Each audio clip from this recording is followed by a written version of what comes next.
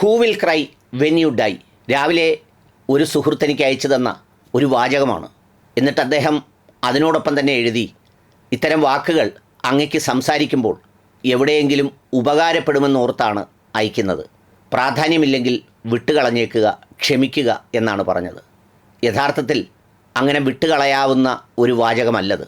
മരണാനന്തരം ഖബറിൻ്റെ ഭാഗത്തിരുന്ന് അല്ലെങ്കിൽ സംസ്കാര ചടങ്ങിൻ്റെ വേളയിൽ അവിടെ ഇരുന്ന് ചിന്തിക്കാവുന്ന പദവുമല്ലത്. നാം യാത്രയാകുമ്പോൾ ആര് കരയും? ആ കരച്ചിൽ കേവലമായ പ്രകടനപരതയുടെ കരച്ചിലല്ല.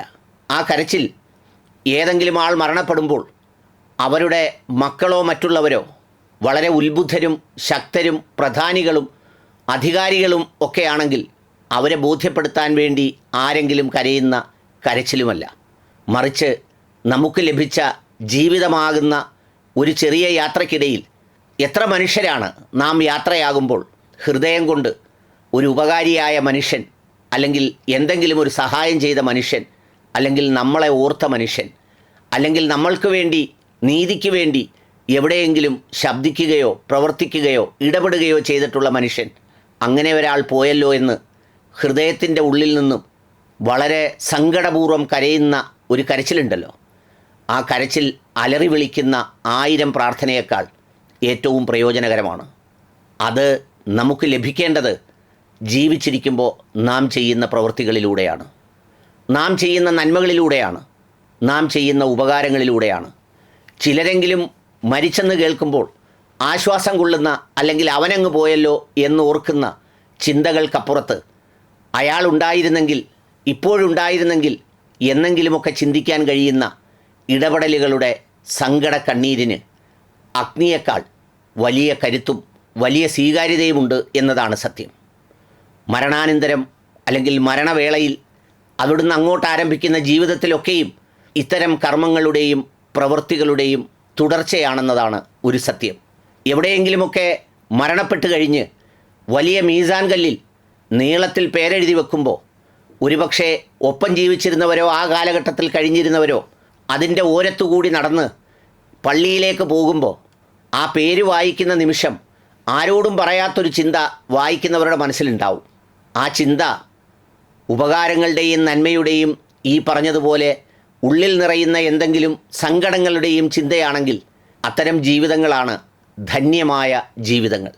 അതിനു പകരം അത് വായിക്കുമ്പോൾ ജീവിതകാലത്ത് ചെയ്തു വെച്ചിട്ട് പോയ കെടുതികളുടെയും ക്രൂരതകളുടെയും പിടിച്ചുപറികളുടെയും ദ്രോഹങ്ങളുടെയും കൊള്ളത്തരങ്ങളുടെയും കള്ളങ്ങളുടെയും ഒക്കെ കൂമ്പാരമാണെങ്കിൽ ആ മീസാൻ കല്ല് യഥാർത്ഥത്തിൽ ഒരു പരീക്ഷണവും ശാപവുമാണ്.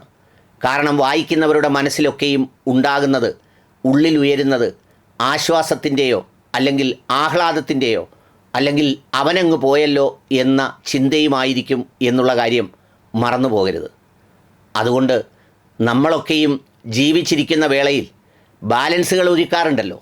മക്കൾക്ക് വേണ്ടി ഇത്ര, ഞാൻ മരിച്ചു കഴിഞ്ഞാൽ പെൺമക്കളാണെങ്കിൽ അവർക്ക് ബാങ്കിൽ ഇത്ര, അവർക്ക് കൊടുക്കാൻ പുരയിടം ഇത്ര, ടൗണിൽ വാങ്ങിച്ചത് മറ്റവൾക്ക്, ഇവിടെ വാങ്ങിച്ചത് മറ്റവന്, ഇനി വാങ്ങാനിരിക്കുന്നത് ഇളയവനെന്നൊക്കെ കണക്ക് കൂട്ടുമ്പോൾ ഈ ചോദ്യം ഹൃദയത്തിൽ പ്രസക്തമായി ഉയരണം.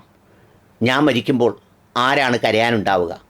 ആ കരയൽ എന്ന് പറയുന്നത് ഞാൻ നേരത്തെ പറഞ്ഞതുപോലെ അലമുറയിടുന്ന കരച്ചിലുകൾക്കപ്പുറത്ത് പ്രാർത്ഥനാപൂർവം സങ്കടത്തോടെ ഉള്ളിൽ പെയ്തിറങ്ങുന്ന കണ്ണീർ മഴയുടെ പേരായിരിക്കണം ആ കരച്ചിൽ. നമ്മൾ മരിക്കുമ്പോൾ ഏത് ക്രൂരത കാണിച്ചവൻ്റെയും, ചിലപ്പോൾ മക്കൾ, ഭാര്യ, അല്ലെങ്കിൽ അങ്ങനെയുള്ളവർ, ഇതിൻ്റെ പങ്കുപറ്റിയവരൊക്കെ കരഞ്ഞേക്കാം. അത് സ്വാഭാവികമാണ്. പക്ഷേ അതിനപ്പുറത്തും നമ്മുടെ അനുഭവങ്ങളിലൂടെ ചുറ്റുപാടുകളിൽ നാം സാക്ഷ്യപ്പെടുത്തുന്ന ഒരുപാട് മനുഷ്യജീവിതങ്ങളുണ്ട്. അവരുമൊക്കെ നമ്മുടെ വ്യവഹാരങ്ങളുടെ, നമ്മുടെ ഇടപെടലുകളുടെ, നമ്മുടെ ചിന്തകളുടെ ഭാഗമാകണം. നമ്മുടെ കണക്ക് പുസ്തകത്തിൽ എനിക്കും എൻ്റെ ഭാര്യയ്ക്കും എൻ്റെ മക്കൾക്കും എന്ന് പറയുന്ന 1, 2, 3 പേജുകൾക്കപ്പുറത്ത് ഉപകാരപ്രദമായ മനുഷ്യർക്ക് വേണ്ടി, ചുറ്റുപാടുകളിലുള്ള അശരണരും ആലംബഹീനരുമായ മനുഷ്യർക്ക് വേണ്ടി നാം എന്തു ചെയ്യുന്നു എന്നുള്ളതിനെക്കുറിച്ച് കൂടി ആലോചിക്കണം. മറ്റൊരു കരച്ചിൽ കൂടിയുണ്ട്. ജീവനില്ലാത്ത എന്ന് നാം വിശ്വസിക്കുന്ന ചില സസ്യങ്ങളും മൃഗങ്ങളും ഒക്കെ കരയുന്നൊരു സങ്കടക്കരച്ചിൽ കൂടിയുണ്ട്.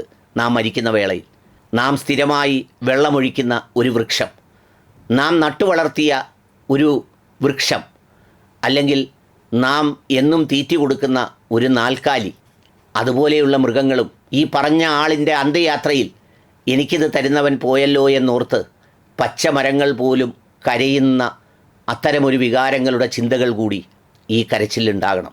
അതുകൊണ്ട് ജീവിത വ്യവഹാരങ്ങളുടെ കണക്ക് പുസ്തകത്തിൽ ഈ ഒരു ചോദ്യം കൂടി ഇരിക്കട്ടെ: who will cry when you dye?